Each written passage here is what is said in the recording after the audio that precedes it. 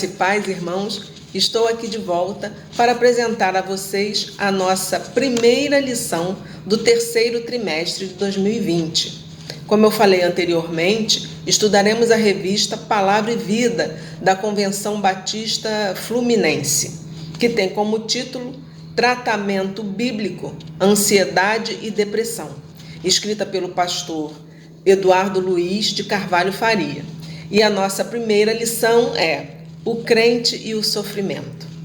Que você tenha um bom estudo, aproveita aí e reúne a família, os amigos, compartilha, porque vai ser muito importante para cada um de vocês, como está sendo para mim também. Fiquem com Deus, que Deus possa estar abençoando a cada um de vocês e até a lição número 2. Lição número 1, o crente e o sofrimento. Sofrimento é algo que atormenta a existência humana desde sua criação. Atormenta de forma física, emocional e espiritual. É algo que chega para todos. Chega para o crente, para o não crente, para o culpado, para o inocente, para aquele que provocou alguma coisa e para aquele que não provocou nada. O sofrimento chega a todos.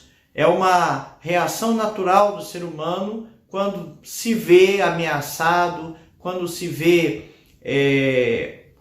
com alguma situação que o vá afligir, né?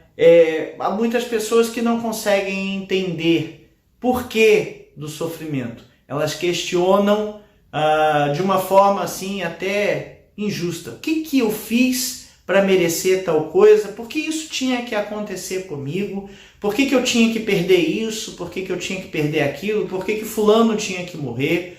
Né? O que aconteceu com fulano? Por que, Senhor? Muitas vezes a gente perde um parente, um amigo, né? Mas por que, Senhor? E questionamos de uma forma, vamos dizer assim, injusta. Né? Algumas coisas acontecem simplesmente porque tem que acontecer e não é por um motivo específico que aquilo que acontece com uma pessoa. E as pessoas não conseguem absorver ou entender o sofrimento como algo natural, algo do dia a dia. Algumas chegam a enfraquecer a sua fé por conta desse sofrimento. Todos nós, seres humanos, sofremos. Né? Uma palavra que o pastor usou aqui, eu achei bem interessante, é democrático. O sofrimento é democrático. Chega para todos, mas nem todos conseguem entender. Essa é a lição número 1 da revista Palavra e Vida, edição número 64. A revista Palavra e Vida é editada pela Convenção Batista Fluminense, distribuída gratuitamente pelo site batistasfluminense.org.br. Está disponível lá para download.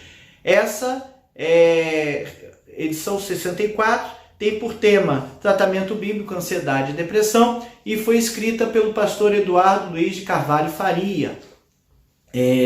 Essa primeira lição, então, trata do que é o sofrimento em si, ou a relação entre o crente e o sofrimento. Há por aí muitas igrejas e muitos crentes que entendem que o crente não pode sofrer, né? Mas eu lembro da situação de Jesus no Getsemane, quando estava próximo à sua morte, né? Jesus suou, né? Chorou sangue, né? Lá no Getsemane. Tamanho o seu sofrimento, tamanho a pressão que ele estava sentindo. Então o sofrimento é uma característica humana, né?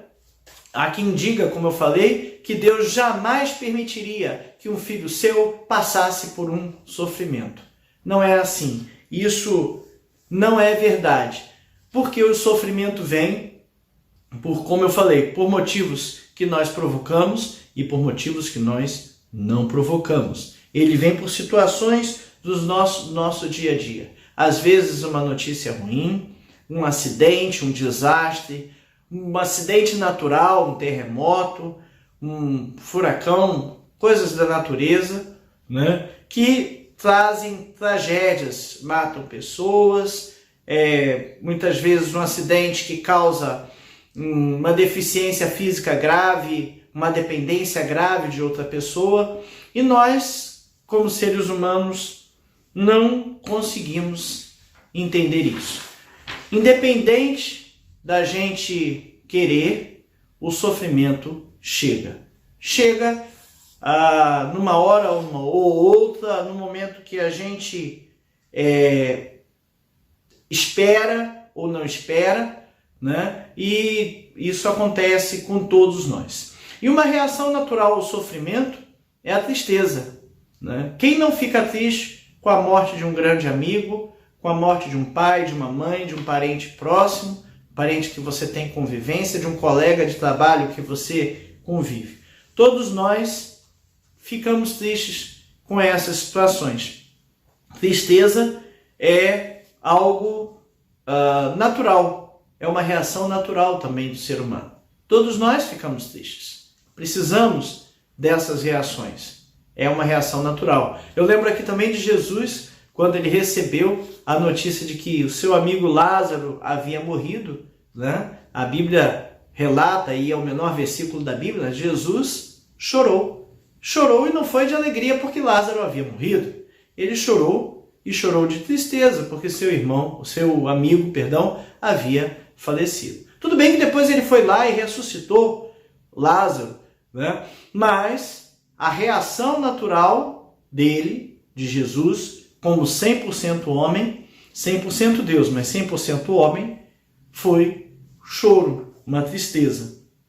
Muitas vezes as coisas acontecem, né? Um exame que traz a notícia de uma doença ruim, né? Nos abala, nos derruba e nos deixa lá embaixo. Junte-se a isso o cansaço oriundo do nosso dia a dia corrido, né? Há quem diga que depressão é uma doença nova. Não. A gente vai ver aqui, e trabalho muito bem feito do pastor Eduardo, vários personagens bíblicos que passaram por depressão. Moisés, Davi, Salomão, Elias, Jonas, Asaf, Jeremias, Pedro, Paulo, são alguns deles que são citados ao longo do trimestre, né? Com exemplos de situações do dia a dia deles, que também são situações do nosso dia a dia, que os levaram a um sentimento de tristeza profundo, de ansiedade e de depressão. Coisas que a gente vê no nosso dia a dia. A tristeza que essas situações nos trazem tem como consequência direta o sofrimento. Nós sofremos. E esse sofrimento afeta a nossa família, afeta o nosso trabalho, afeta o nosso desempenho profissional, afeta o nosso humor, afeta a nossa disposição em estudar, em orar, em falar com Deus. Isso acaba afetando a nossa fé. Veja que eu estou falando afetar. Eu não estou usando uma causa-consequência do pecado que traz como consequência a ansiedade. Eu não falei isso. Eu falei que essa tristeza e esse sofrimento dessas coisas nos trazem como consequência uma série de desdobramentos que nos levam a abrir mão ou deixar um pouco de lado, muitas vezes, o nosso relacionamento com Deus. E isso é extremamente perigoso. Mas, muitas vezes, não é algo que a gente controla. É, como eu disse, consequência. Então, a gente precisa estar atento a essas coisas, né? Nosso texto básico escolhido pelo pastor para essa lição, é 1 Pedro 5, 6 e 7. Portanto, humilhem-se debaixo da poderosa mão de Deus, para que Ele os exalte no tempo devido. Lancem sobre Ele toda a sua ansiedade, porque Ele tem cuidado de vocês. Então, não tem motivo para sofrer? Voltamos àquela frase, pare de sofrer. Até certo ponto, isso pode ser realmente feito, né? Se a gente consegue a todo tempo lançar toda a nossa ansiedade, todo o nosso sofrimento, para que Deus cuide dele, excelente. O problema é que muitas vezes a gente não consegue fazer. O problema é que muitas vezes essa tristeza e esse sofrimento acabam ficando de forma prolongada. E esse prolongamento cria alguns problemas maiores, cria algumas doenças. E quando a gente fala de doença, a gente está falando de algo que é um desequilíbrio no nosso corpo humano. Toda doença que nossa humanidade tem são desequilíbrios no nosso corpo humano. Eu não estou falando de algo espiritual, algo oriundo de pecado, não estou falando nada disso. Eu estou falando que doenças são desequilíbrio do nosso corpo humano, né? E essa prolongação, esse sofrimento prolongado, esse desequilíbrio prolongado, tem sintomas, né, que a gente chama de ansiedade e de depressão. São doenças que a gente precisa identificar e tratar corretamente. Vamos então ao primeiro. O primeiro é ansiedade, ou como colocado aqui, um sofrimento chamado ansiedade. Então, ansiedade, o que é ansiedade? Apreensão ou medo provocado pela antecipação de uma situação agradável, desagradável, ou perigosa. É a angústia que sufoca. Ansiedade é quando eu pego um problema que pode acontecer lá na frente e começo a sofrer agora por ele. Que coisa boba, né? O problema é que a gente faz isso de uma forma natural, né? Eu vou viajar. Eu fico ansioso por viajar. Mas é bom. Mas eu fico ansioso por viajar. Enquanto a viagem não acontece, né? Eu vou ficando nervoso e sofrendo por ela. Vou ter uma reunião de negócios. Enquanto a reunião não acontece, eu fui. E se o camarada falar isso? E se o camarada fará aquilo? E se tiver esse problema? E se esse resultado ruim aparecer? O que eu vou fazer? Eu estou antecipando todos aqueles problemas para agora.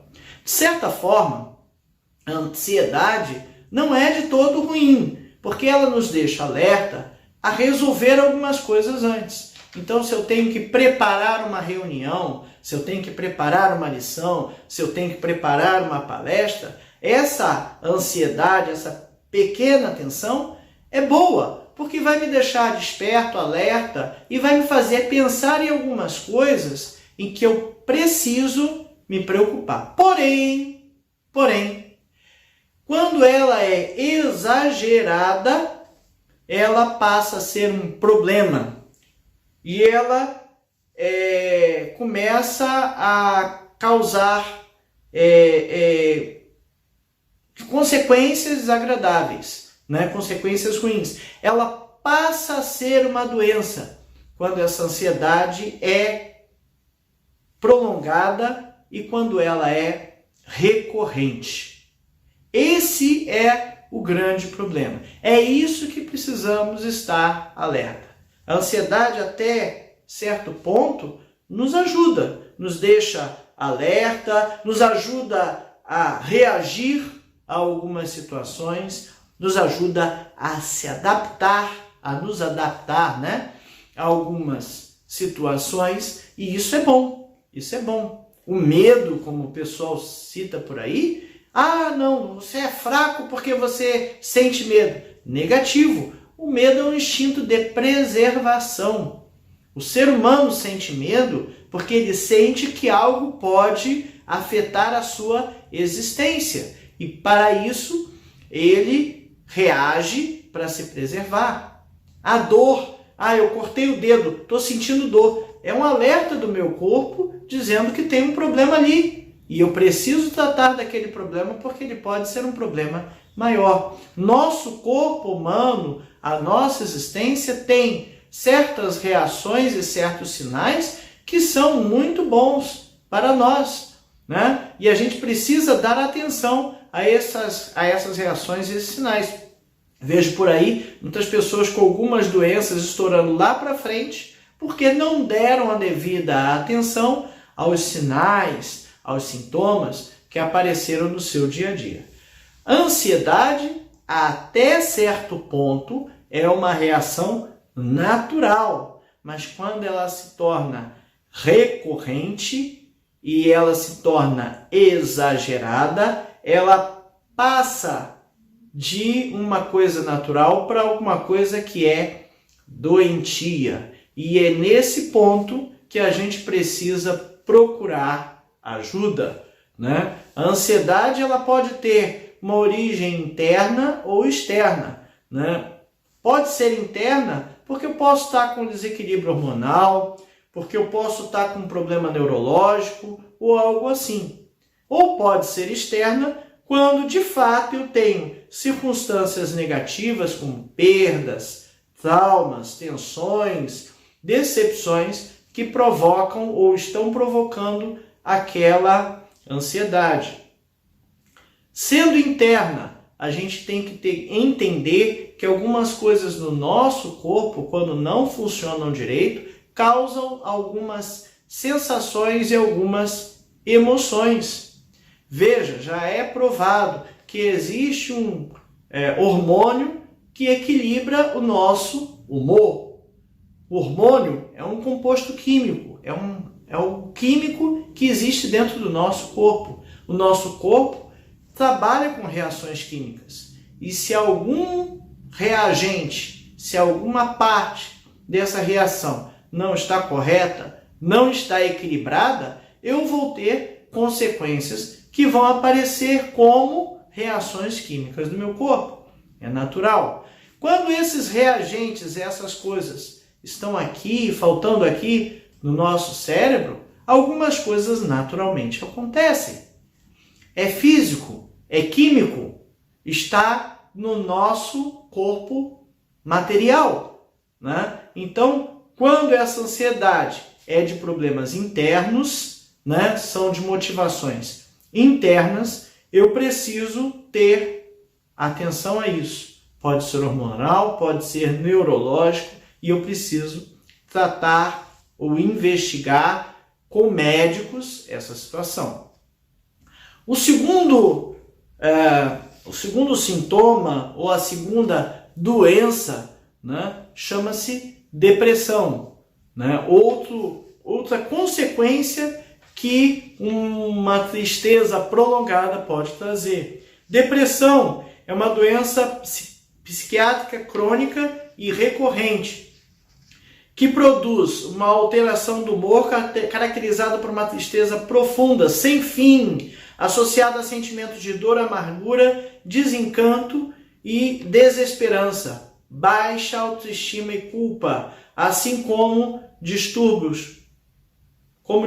associado a distúrbios do sono e do apetite. Então, a depressão é algo muito mais profundo do que uma tristeza passageira. Ela causa desequilíbrios no nosso dia a dia, nas nossas reações. A gente precisa saber distinguir uma tristeza, que é algo natural, que é algo transitório, que é algo resultado de consequências de ações externas, de uma depressão, que é algo que não passa, algo recorrente, uma tristeza o tempo todo atormentando aquela pessoa.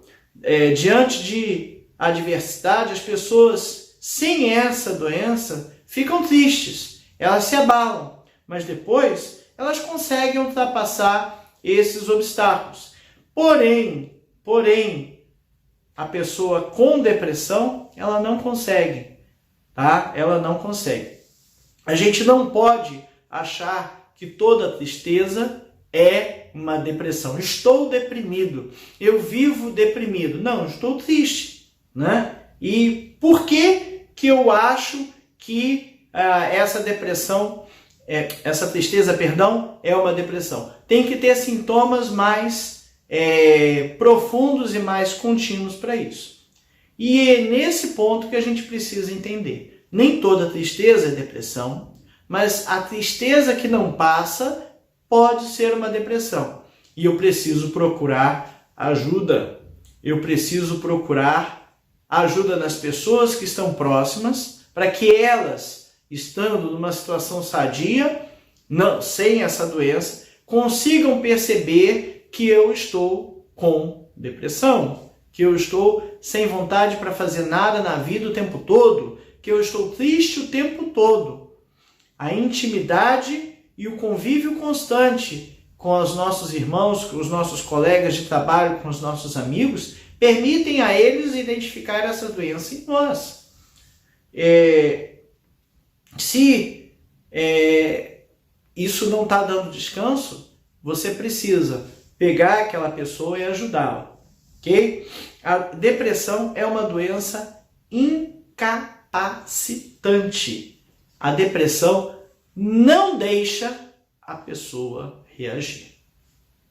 Veja, precisamos ajudar quem está próximo, porque se ela é uma doença incapacitante, ela não vai conseguir reagir a esses problemas.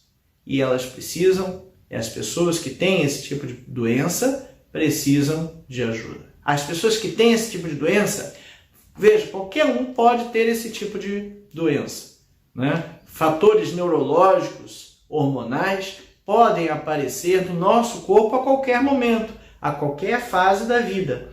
Não precisa ter um histórico médico, hereditariedade, isso ou aquilo, para que isso apareça. Ok? Terceiro tópico da nossa lição, o pastor colocou aqui como um grande problema. Depressão é um grande problema? Não.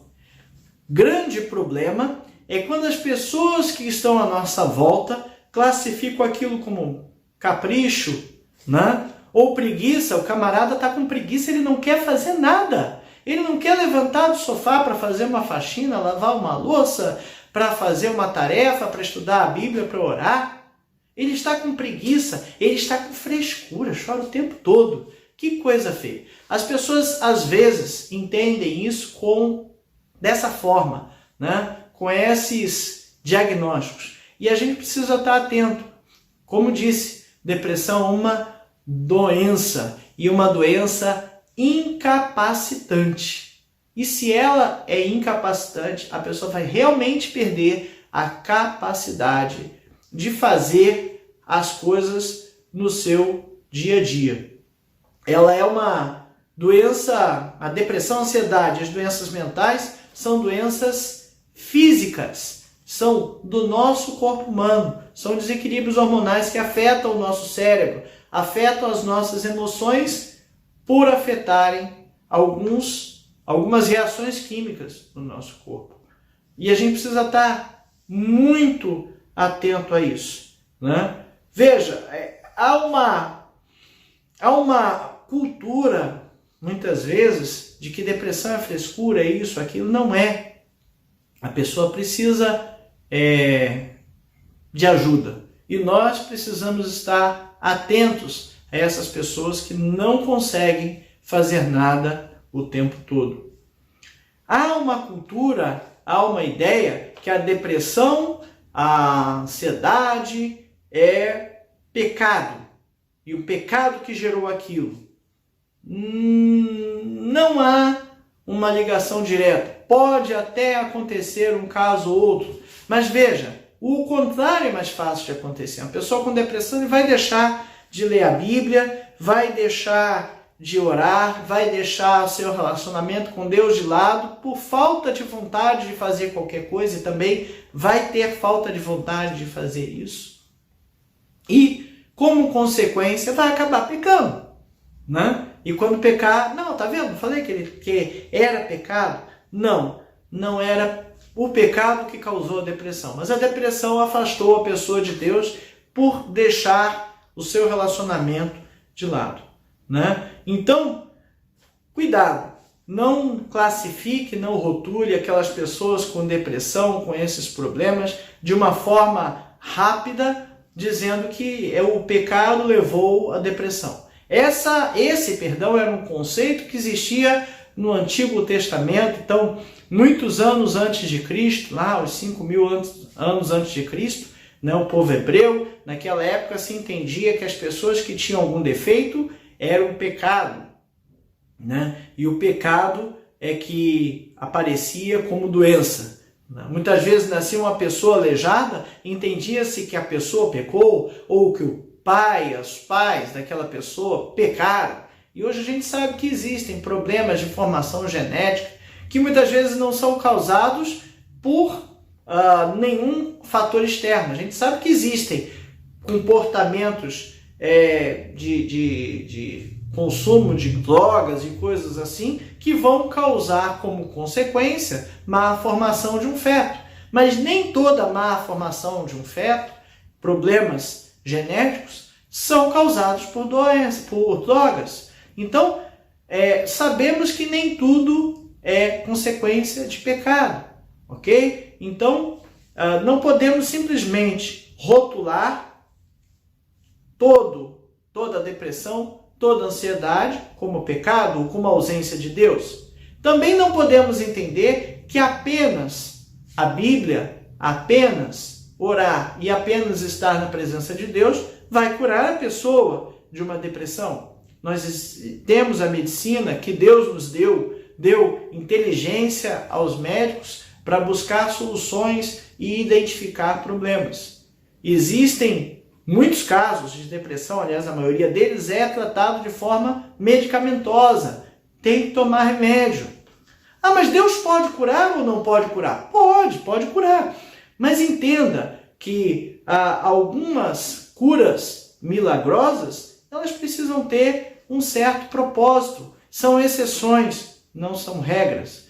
O que Jesus fez com o cego Bartolomeu foi uma exceção, não uma regra. Cura o tempo todo, milagres o tempo todo, não é algo que vai acontecer no nosso dia a dia. Então, a gente precisa que essas pessoas com depressão e ansiedade procurem os médicos, procurem aquelas pessoas que conhecem o quadro da doença, que sabem que existe um desequilíbrio hormonal, químico, físico dentro do corpo humano e que precisa ser tratado com o medicamento adequado.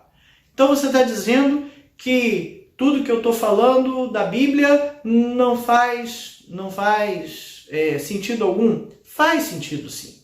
Como disse no início, sofrimento no ser humano causa tristeza. E a tristeza, ela é algo que é para ser transitório. Quando você está triste, você desabafa com alguém, você conversa com alguém, você expõe o seu problema para que você se alivie. E a gente pode fazer isso com Deus. Voltando lá ao nosso texto básico. Portanto, mire-se debaixo da poderosa mão de Deus, para que Ele os exalte no tempo devido. Lancem sobre Ele toda a sua ansiedade, porque Ele tem cuidado de vocês.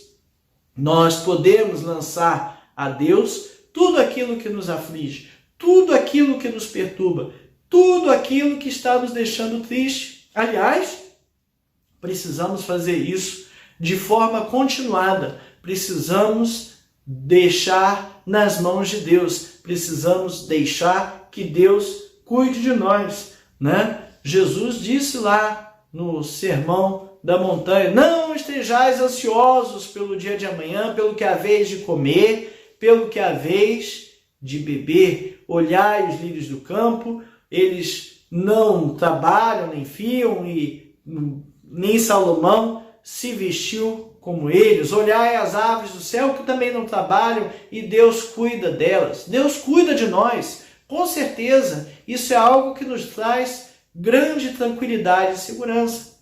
Mas a nossa parte humana, muitas vezes, não consegue deixar isso nas mãos de Deus. Outras vezes, nossa parte humana está com problema químico, está com desequilíbrio hormonal. Isso vai causar sintomas incontroláveis. E a gente precisa de medicamentos para que o nosso corpo humano volte à estabilidade química, volte à harmonia. Deus deu inteligência aos médicos para estudar essas situações e para tratar de forma medicamentosa essas coisas.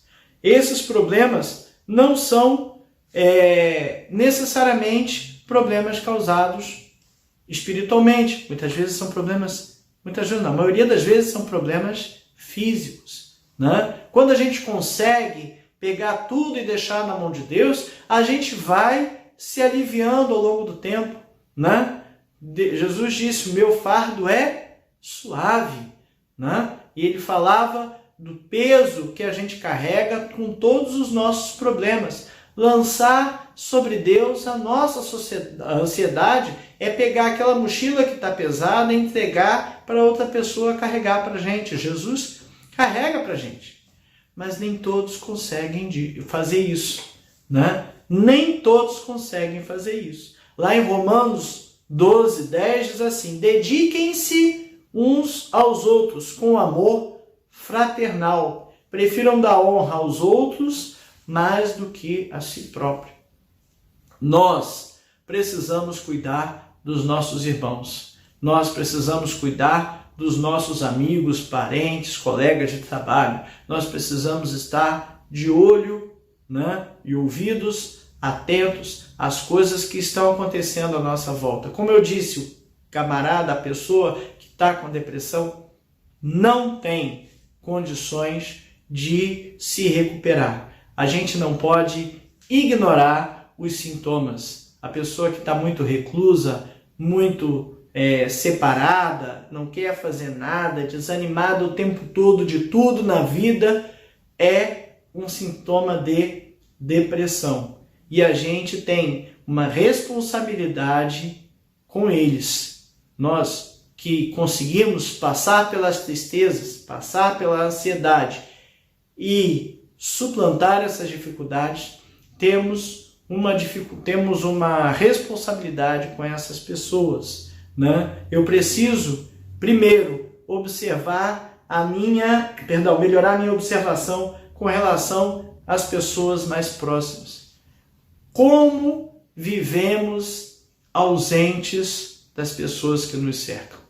Nosso dia a dia, né? Cada tempo tem o seu mal. Quando era criança, o grande mal da humanidade era a televisão, que tinha muita porcaria. Hoje a gente tem a internet, a gente tem o celular e tem outras coisas que são maus, né, dos nossos tempos modernos. Mal? Sim, mal, porque de certa forma afastam uns aos outros, deixam as pessoas introvertidas. Muitos jovens não sabem se comunicar com expressão facial, com a expressão oral, só se for teclando, e teclando não tem contato um com o outro. Estamos ausentes uns dos outros, não conseguimos perceber as reações das pessoas que nos cercam. Precisamos estar atentos, observando a essas reações. Precisamos, além de observar, nos aproximar dessas pessoas e conversar a respeito do que está acontecendo. Você não vai conseguir conversar com alguém se essa pessoa não tiver intimidade contigo. Então você precisa criar essa intimidade. Acredite, para uma pessoa com depressão, admitir que ela está deprimida é algo muito complicado. É algo praticamente impossível. E ela não vai conseguir fazer isso facilmente. Você precisa ter uma intimidade, você precisa conversar. Não adianta chegar condenando, mas você tem que fazer isso, isso, aquilo. Não. O conversar nesse sentido é emprestar os seus ouvidos. É ouvir. Validar o sentimento da pessoa. Sabe o que é validar o sentimento da pessoa? Ah, mas ela não está certa. Tá, mas deixa ela falar o que ela sente. O que uma pessoa sente, ela sente. Pode estar errado no contexto físico e material, mas o que eu sinto, eu realmente estou sentindo. E não adianta você dizer que eu não estou sentindo. Eu estou sentindo. Se eu estou sentindo raiva, eu estou sentindo raiva. Se eu estou sentindo tristeza, eu estou sentindo tristeza. Se eu estou sentindo inveja, eu estou sentindo inveja. É um sentimento, é algo interior. Não adianta alguém dizer que é verdade ou que é mentira. Você precisa validar, emprestar os ouvidos. né? Prestar atenção, ajudar a essa pessoa a procurar o auxílio de alguém que de fato possa ajudar. Se a tristeza não passa, se o desânimo não passa, precisa ajudar a procurar o médico. Precisa orar com ela. Lembra? Se ela está com depressão e está incapacitada de fazer várias coisas, ela precisa de alguém que a ajude em oração ou ajude com ela em oração. Ore, busque ajudar, busque orar e busque acompanhar. Seja você um amparo para essas pessoas, mas para ser amparo você precisa identificar. Que Deus nos ajude, que Deus nos ampare, que Deus nos dê condições de apoiar essas pessoas que têm depressão, que têm ansiedade. Ao longo desse trimestre, vamos ver então diversos exemplos, personagens bíblicos, alguns da Galeria da Fé, né, que tiveram vários problemas de ansiedade e de depressão por conta de situações diversas da vida. Jó, que perdeu muitas coisas, Salomão, que tinha tudo e estava enfadado, né? Davi, Elias, Jonas, que não queria cumprir a vontade de Deus, Asaf, Jeremias, Pedro e até o apóstolo Paulo. Deus nos ajude, nos abençoe e nos faça aprender ao longo desse trimestre com todas essas personalidades bíblicas.